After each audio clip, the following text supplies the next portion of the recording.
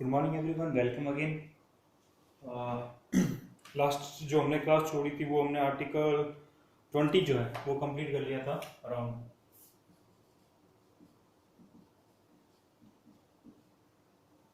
Article 20 हमने complete कर लिया था। इसमें हमने पढ़ा था कि इसमें तीन टर्म्स हमने जो है वो चेक की थी। एक तो क्या है कि भाई अगर आपने कोई क्राइम कर दिया है, अगर आपने कोई क्राइम कर दिया है तो आपको जो पनिशमेंट है, आपको जो पनिशमेंट है वो किसके हिसाब से मिलेगी। आपने जब क्राइम किया था, मींस आपने जो है अराउंड 19th को 5 बजे शाम में जो है कोई क्राइम कर दिया फॉर एग्जाम्पल, ठीक है। तो उस वक्त तक जो लॉ बना हुआ था हमारे सीआरपीसी आईपीसी या जो कॉन्स्टिट्यूशन को जो हमें गाइड करता है, उसके अंदर जो लॉ बना हुआ था उसके अकॉर्डिंग आपको पनिशमेंट होगी। फिर वो चाहे कितना हीनियस मींस मतलब कितना ही खराब से खराब, बद से बदतर क्राइम क्यों ना हो, ये आपको मिलेगी, हमारा कॉन्स्टिट्यूशन कहता है। ऐसा नहीं हो सकता है आपने जो है इस दिन जो किया था और उसके एक दिन बाद या 2 दिन बाद जो है 21st को जो है सुबह पार्लियामेंट, लोकसभा और राज्यसभा जो है मिलके उसी क्राइम की, मान लो ये कोई मर्डर था, मर्डर किसका था, मान लो 14 से कम कोई एज में बच्चा था, उसका आपने मर्डर कर दिया, ठीक है ना। तो इसका जो पनिशमेंट है वो जब क्राइम हुआ था, जब तब जो लॉ था उसके अकॉर्डिंग मिलेगा। अगर 21st को अगर कोई इस कानून में चेंज कर देता है और बोल देता है कि नहीं, पहले जो मान लो इसमें 7 इयर्स इम्प्रिजनमेंट आपको जेल होनी थी 7 इयर्स की, ठीक है, अब कर देता नहीं आपको 14 इयर्स की होगी या आपको जो है सीधा जो है फांसी पे हैंग कर दिया जाएगा, तो नहीं, ऐसा नहीं होगा। आपको पनिशमेंट किसके हिसाब से मिलेगी, उस वक्त, उस टाइम, उस फ्रेम में जो था उसके हिसाब से। क्राइम करने के बाद में अगर कोई लॉ बना है तो उसके हिसाब से जो है आपको चेंजेस, पोस्ट फैक्टो लॉ जो है वो आप पे काम नहीं करेगा। यही इसका फर्स्ट पॉइंट कहता है। उस दिन शायद आपको ज्यादा क्लियर हुआ या नहीं हुआ, आज आपको पूरा क्लियर हो जाएगा, ठीक है। सेकंड लिखा हुआ है, no person shall be prosecuted and punished for the same offence more than once, ठीक है। एक ही सजा के लिए, मर्डर चाहे 1 करो, मर्डर चाहे 4 करो, आपको जो है पनिशमेंट सेम ही होने वाली है। पर वो जो है वो एक ही दिन में या एक ही टाइम फ्रेम में होने चाहिए, या जब तक आप पकड़े नहीं गए हो तब तक के लिए होनी चाहिए। ऐसा नहीं है कि आपने जो है आज एक मर्डर कर दिया, फिर जो आपको पुलिस पकड़ के लगे, उसके बाद आपने एक और मर्डर कर दिया, फिर आप पुलिस पकड़ के लिए, ऐसा नहीं। आपने जो है टाइम फ्रेम में होना चाहिए, आप पे वो एक्टिविटी लगेगी। थर्ड है, no person accused of any offence shall be compelled to be witness against himself, ठीक है। किसी पर्सन को जो है हम कंपेल नहीं कर सकते कि वो अपने खिलाफ जो है क्या दे, विटनेस बने, अपने खिलाफ गवाही दे। आप चाहो तो मना भी कर सकते हो, पर आपको जो है अगर कोई दूसरी चीजें मांगी जाती है, आपको अरेस्ट किया जाता है और आपको जो है जेल के अंदर लिया जाता है, तो आपको कुछ राइट्स है, आप वकील के लिए डिमांड कर सकते हो, या आप जो है आपको जो रूटीन प्रोसेस है, सिग्नेचर वगैरह वो सब करने पड़ेंगे। पर उसके अलावा आप जो है खुद के खिलाफ गवाही नहीं दे सकते हो, आपको कोई कंपेल नहीं कर सकता है। आप चाहो तो कोर्ट में मना भी कर सकते हो। ये एक छोटे में जो है आर्टिकल 20 हमने पढ़ा।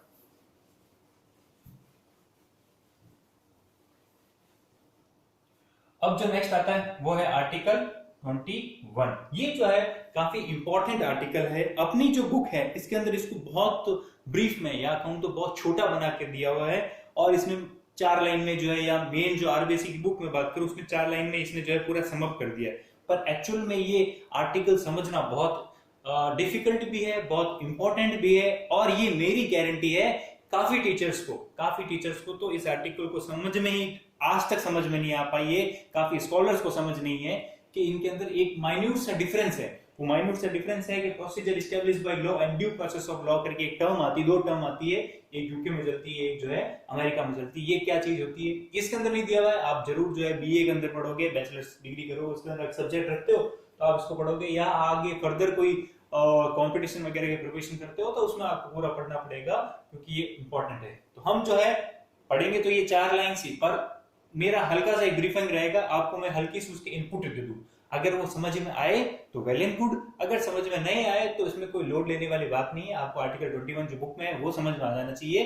बाकी इसके अंदर वाला है वो जब रेगुलर क्लासेस होगी अपनी लाइव क्लास बुक स्कूल के अंदर, मैं कोशिश करूंगा आपको मैं अभी ही क्लियर कर दूं, ताकि आपको फ्यूचर में किसी तरह का कोई प्रॉब्लम या डिफिकल्टी नहीं हो। तो चलिए देखते हैं इसके अंदर आर्टिकल 21 पेज नंबर 144 पे। Sorry, according to it no person shall be deprived of his life और personal liberty except according to the procedure established by law.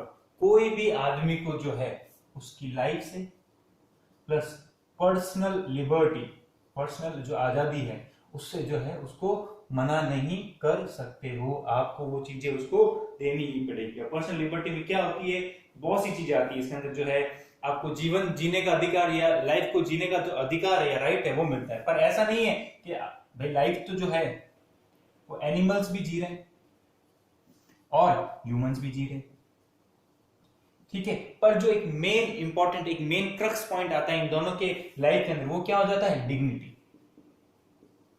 Dignity या जिसको हिंदी में बोलते हैं गरिमा, गरिमा के साथ जीने का जो है वो अधिकार मिलना चाहिए, ठीक है। खाना तो ये भी खाते हैं, जीवन तो यही है, पर इनका जीवन और इनकी लाइफ और हमारी लाइफ में डिफरेंस है। इनकी लाइफ में डिग्निटी नहीं होती है, क्यों नहीं होती, इनको जो है इसीलिए ट्रीट किया जाता है, वही एनिमल्स है। पर हम जो है ह्यूमन क्रिएचर है, हमने गॉड ने हमको जो है क्रिएट किया है, तो डिग्निटी के साथ जो है अपनी गरिमा के साथ अपने आइडियल्स के साथ जीवन जिएंगे, ठीक है। ऐसा नहीं है कि फेंका हुआ जो खाना है वो खा लेंगे या फेंकी हुई चीजें ले लेंगे, इस तरह का नहीं। हाँ, किसी प्रॉब्लम हो सकती है, वो बात डिफरेंट है। अगर कोई एबल ही नहीं है, अगर कोई मेडिकल पेशेंट वगैरह है तो ठीक बात है, पर इस तरह से नहीं होगा कि हम खा लेते हैं। एनिमल्स को तो इस तरह ट्रीट किया जाता है, फेंका हुआ खाना, फेंका हुआ चीजें दी जाती है।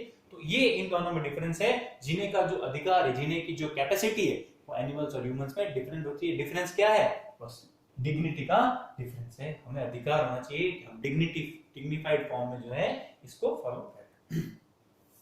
फिर इसके अंदर आ रहा है according to procedure established by law. अब मैं इसी की बात कर रहा था। आप जो है कोई रफ पेपर में या साइड में इसको लिख लेना, थोड़ा सा ये टेक्निकल रहेगा। टेक्निकल तो कुछ नहीं है, देखते हैं। पहले आता है आपके प्रोसीजर एस्टैब्लिश्ड बाय लॉ।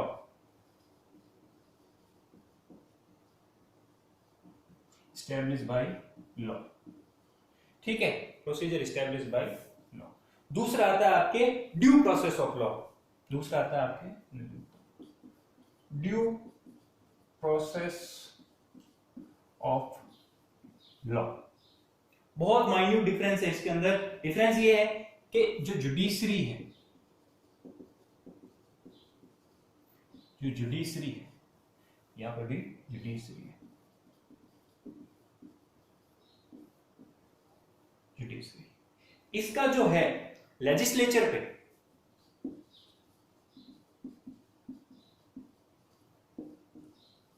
इसका जो है लेजिस्लेचर पे जो है वो कोई भी रिव्यू नहीं कर सकता था, वो कोई भी जो है कंट्रोल नहीं था, वो रिव्यू नहीं कर सकता। मतलब इन्होंने लेजिस्लेचर का काम क्या होता है, लॉ बनाना। जो भी लॉ बनाया है, कैसा भी लॉ बनाया है, तो जुडिशरी जो है इस पे रिव्यू नहीं कर सकती थी, खुद चला के अनटिल अनलेस जो है कोई इसको प्रोक नहीं करे या किसी का फंडामेंटल राइट का वायलेशन नहीं हो, तब तक जो है खुद चला के जुडिशरी कभी भी इस तरह का मामले में नहीं आ सकती थी, ठीक है। अगर आपको प्रॉब्लम है, कोई बीआईएल वगैरह लगाएगा तो ही जुडिशरी उस मैटर को चेक करेगी और उनको गाइडेंस देगी। पर अभी क्या होता है कि जुडिशरी जो है खुद चला के जो है पेपर में पढ़ के खुद के सेल्फ से ही जो क्या करती है, खुद इन्वॉल्वमेंट कर लेती है। वो अभी अपन आगे देखते हैं। और रिव्यू किसका कर सकती थी, इसका तो रिव्यू नहीं कर सकती। रिव्यू किसका कर सकती थी, एग्जीक्यूटिव का। जो लॉ बना है उसका रिव्यू तो नहीं कर सकती, पर जो एग्जीक्यूटिव जो है, मतलब कि काम ढंग से हो रहा है या नहीं हो रहा, जो प्रेसिडेंट, पीएम, जो भी हमारे पूरी ब्यूरोक्रेसी है, वो ढंग से काम उस लॉ को इंप्लीमेंट कर रही है या नहीं कर रही, लॉ को जो है इंप्लीमेंट सही से कर रही है या नहीं कर रहे हैं, इसको जरूर रिव्यू कर सकती है या कर सकती थी इस प्रोसीजर के हिसाब से। पर ऐसा नहीं कर सकता था कि जो लॉ बना है उसी को चेंज करवा दे, कोई आपने लॉ ही गलत बनाया, इस तरह का नहीं कर सकती थी। तो ये एक गोपालन केस हुआ था, गोपालन, उसमें बहुत फेमस रहा था, गोपालन केस हुआ था, ठीक है, उसमें ये चीजें कही गई थी। पर उसके बाद जो है अराउंड 1978 में मनेका गांधी जो केस था, इसके अंदर जो है सुप्रीम कोर्ट ने जो है पूरे कानून को ही चेंज कर दिया था और कहा था नहीं, आप जो है इस तरह से काम नहीं कर सकते कि जो लॉ में लिखा हुआ है वही फाइनल है, किस तरह से काम नहीं कर सकते भाई, जो लॉ में लिखा हुआ है वही फाइनल है, और जुडिशरी जो है लेजिस्लेचर का जो लॉ बना है, लेजिस्लेचर का जो लॉ बना है उसमें कोई चेंज नहीं कर सकती है। नहीं, भोपाल केस में तो कहा था नहीं कर सकती, पर 1978 में मनेका गांधी केस आया था, उसमें इन्होंने कहा था जुडिशरी ने कि नहीं, जुडिशरी जो है वो चेक कर सकती है। और इंडिया में जो है ये वाला कानून जो है वर्ड टू वर्ड नहीं चलेगा। इंडिया में जो अमेरिकन प्रोसेस है, due process of law, law के हिसाब से जो है चीज सही है या नहीं है उसको चेक करेगी। तो हम अब क्या हुआ है कि लेजिस्लेचर जो लॉ बनाता है, लेजिस्लेचर जो लॉ बनाता है उसको बनने के बाद या इन प्रोसेस में बनने के बाद जैसे ही ड्राफ्ट होता है, एक्ट जब निकलता है, तो जुडिशरी अपने आप से सेल्फ से खुद को चेक कर सकती है। आपको खुद को जाने की भी इंपॉर्टेंट नहीं है, जुडिशरी जो है अपने आप चेक कर सकती है कि भाई कानून है जो सही से बना है या नहीं बना है। कब? जब किसी की आदमी की फ्रीडम जा रही हो। ये कानून कब बनता है? जब आदमी की किसी की फ्रीडम जा रही हो, डिग्निटी जा रही हो, लिबर्टी जा रही हो, तब जुडिशरी जो है खुद सामने आके, सुप्रीम कोर्ट जो है सामने आके इस तरह के लॉ को चैलेंज कर सकता है, इसको चेंज भी कर सकता है और लेजिस्लेचर को चेंज करना पड़ेगा, इनका रिव्यू कर सकती है। इसमें क्या हुआ, अब ये रिव्यू कर सकती है। केस था मनेका गांधी का, और एग्जीक्यूटिव में तो वही था, एग्जीक्यूटिव में तो आज भी रिव्यू कर सकते हैं कि भाई जो कर्मचारी या जो भी है इंस्टीट्यूशन जो है वर्क कर रही है नहीं कर रही, वो तो है, बस इसमें जो है हल्का सा चेंज हुआ, बस ये डिफरेंस है। प्रोसीजर एस्टैब्लिश्ड बाय लॉ में ये हुआ करता था कि लॉ में जो लिख दिया है वो फाइनल है, आप कुछ चेंज नहीं कर सकते। इसमें क्या होता है, लेजिस्लेचर जो है सबसे इंपॉर्टेंट हो जाता और गवर्नमेंट के जो दो पार्ट है वो बेचारे पीछे ही रह जाते। अब क्या है, जुडिशरी, लेजिस्लेचर और एग्जीक्यूटिव तीनों इक्वल है और इक्वल फॉर्म में जो है डेमोक्रेसी को आगे बढ़ा रहे हैं। ये प्रोसीजर जो है वो यूनाइटेड किंगडम में चलता है और ये जो है यूनाइटेड स्टेट्स में या अमेरिका में चलता है। बस इतना सा माइन्यूट से डिफरेंस है, ये बुक में नहीं है। जिनको समझ में आया वेल एंड गुड, जिनको समझ में नहीं आया तो कोई बात नहीं, अपना इतना ही ध्यान रखना है कि प्रोसेस एस्टैब्लिश्ड बाय लॉ के हिसाब से चल रहा है। सॉरी, ठीक है, ये चीज इसमें चेंज हुआ था। By the 44th constitutional amendment, this right has been made more effective. Now the right to life and personal liberty cannot be limited even in the duration of the state of emergency. ठीक है, इसके बाद क्या हुआ, 44th amendment इसी वक्त हुआ था। 44th अमेंडमेंट में ये कहा गया कि अब क्या होगा कि हम जो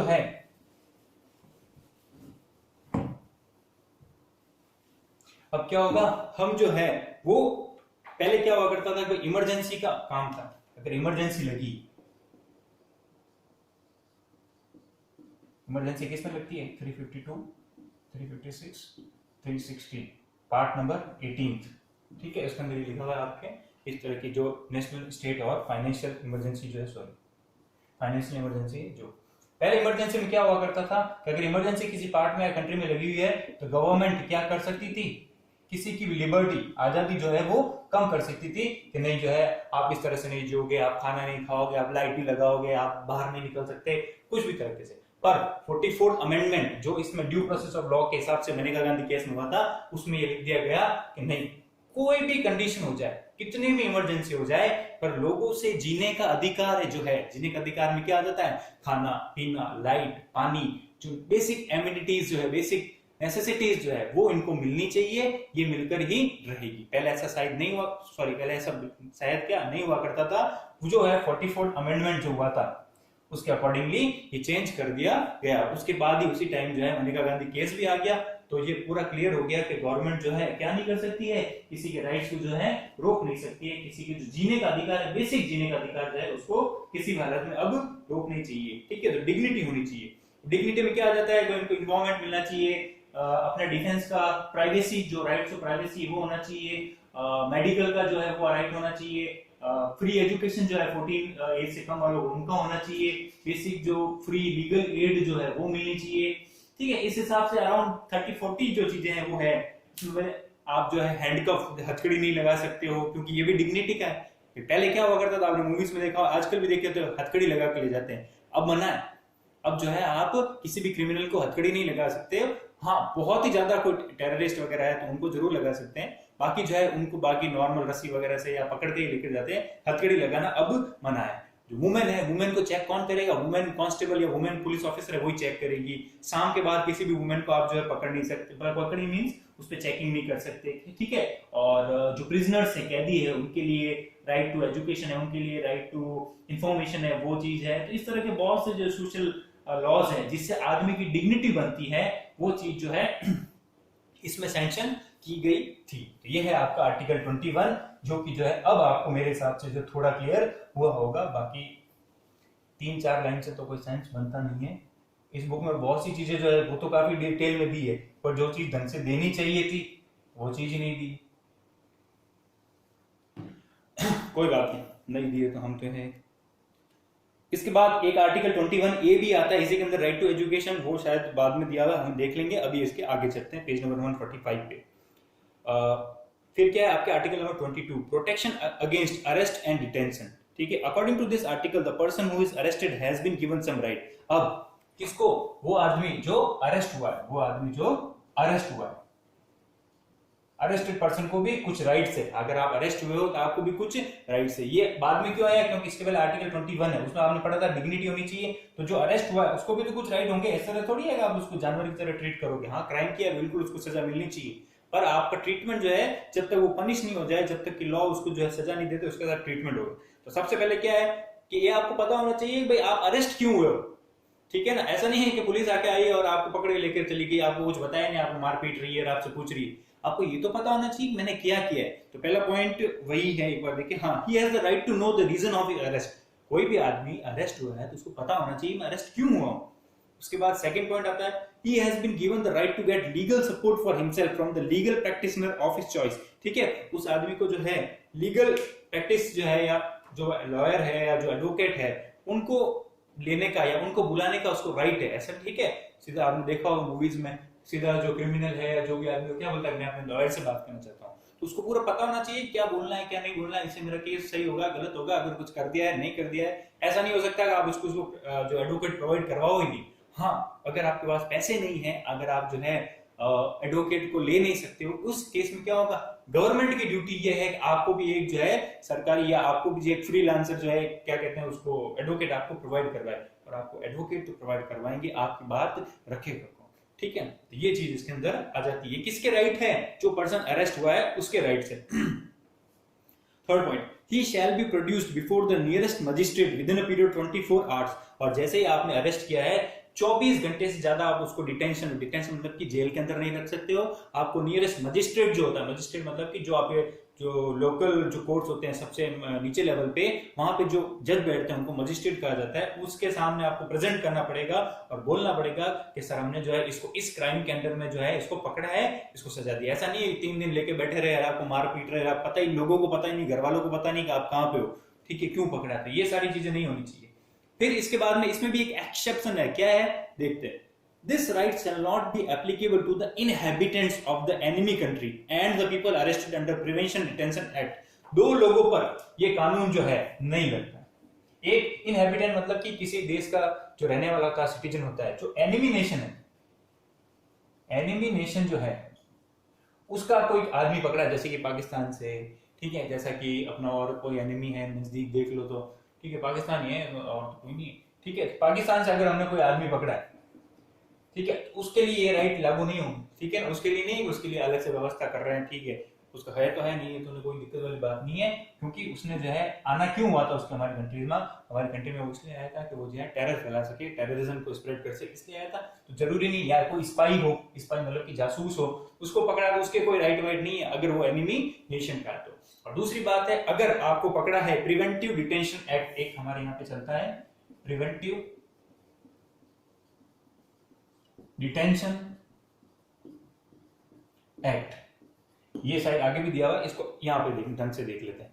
प्रिवेंटिव डिटेंशन एक्ट, प्रिवेंटिव क्या, बचाव करना, डिटेंशन मतलब कि पकड़ना, और एक्ट मतलब कि जो लागू कानून है वो। इसमें क्या किया जाता है कि भाई अगर आपको शक हो, अगर आपको डाउट, आपको किसको, गवर्नमेंट को या पुलिस को या जो एडमिनिस्ट्रेशन है, कि या तो कोई हिस्ट्री शीटर, हिस्ट्री शीटर मतलब वो आदमी जिसकी बैकग्राउंड रहा है क्राइम का, या कोई क्रिमिनल हो जो अभी बेल पे है, ठीक है, या और भी कोई तीसरा आदमी हो, सस्पेक्ट, जो आदमी सस्पेक्ट हो, सस्पेक्ट मतलब कि ये लग सकता हो जासूस है, इंटरनल से जो चीज है सिक्योरिटी से हमें पता चला है कि ये कोई ना कोई गलत चीज करने वाला है। अगर आपको डाउट कि हो ना हो इन 3 या 4 लोगों में से कोई क्राइम करने वाला है, कोई बम को ब्लो करने वाला है, या किसी को मर्डर करने वाला है, या कोई इनपुट आया आपके पास, तो आप क्या कर सकते हो, उस क्राइम के होने से पहले ही जाके जितना जल्दी हो उसको पकड़कर अपनी कस्टडी में ले सकते हो, अपनी किसकी, पुलिस की कस्टडी में ले सकते हो। तो ये क्या है, बचाव।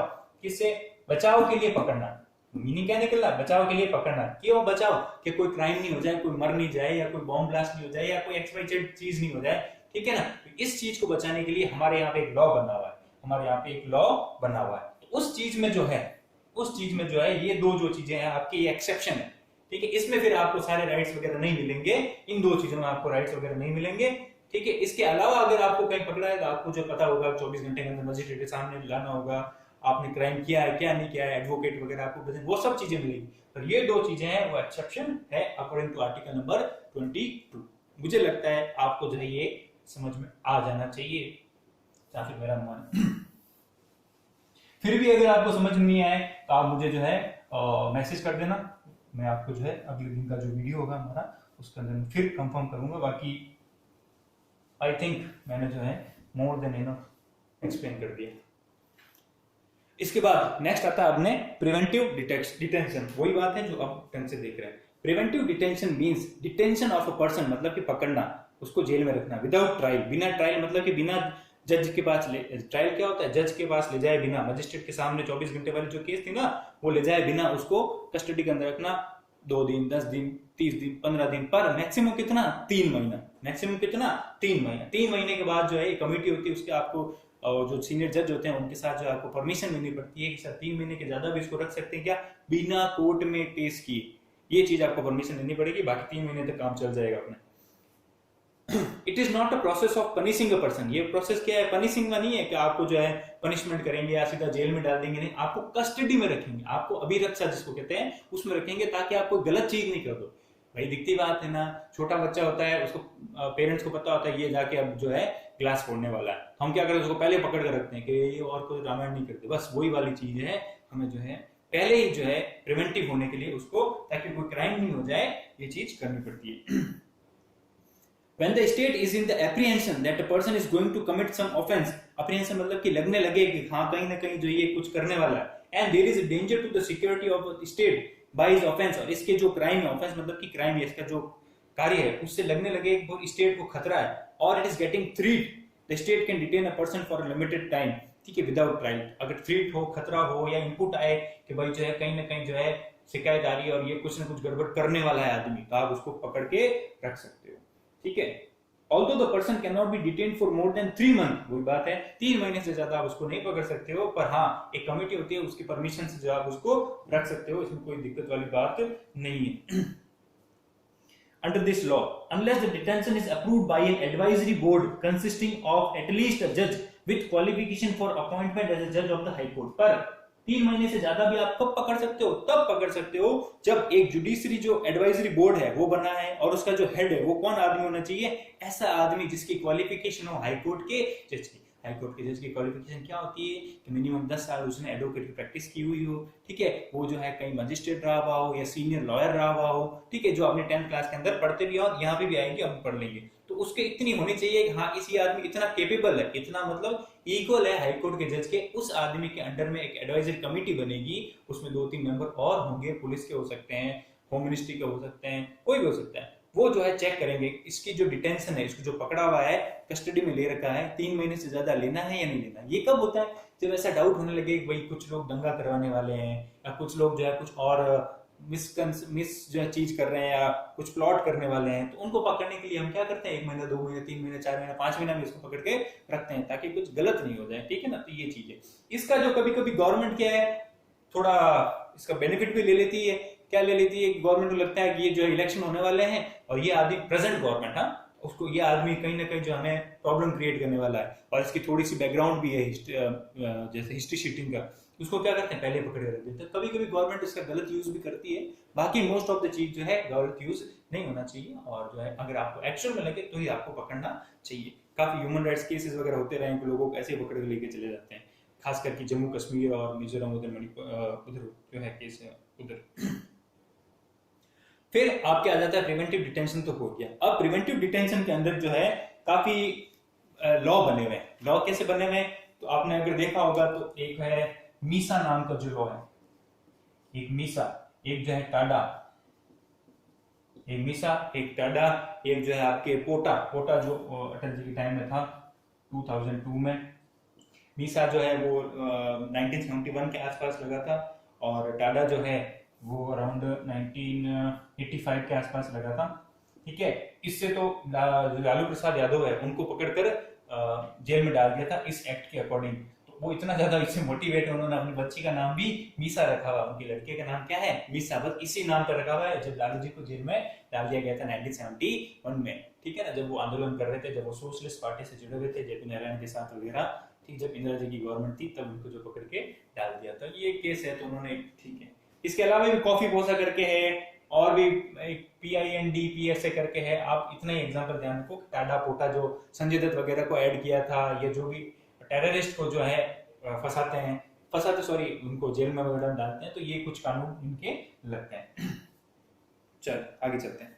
द नेशनल सिक्योरिटी एक्ट 1980, ये 1980 में बना था। The government issued the national security ordinance in December 1980 which later became a law.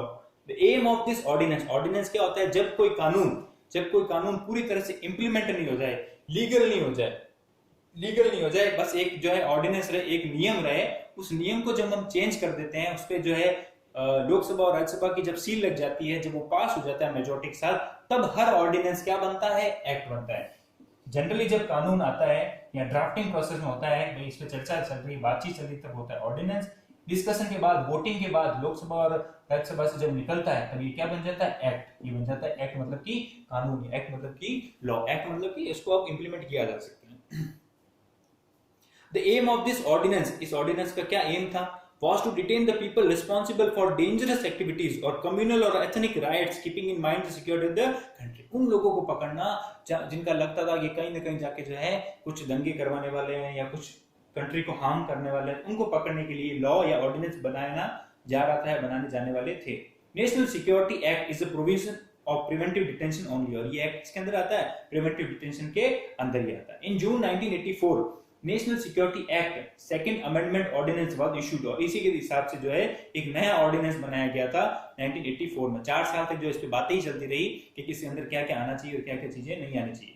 That this ordinance shall be applicable throughout India except the state of Jammu and Kashmir.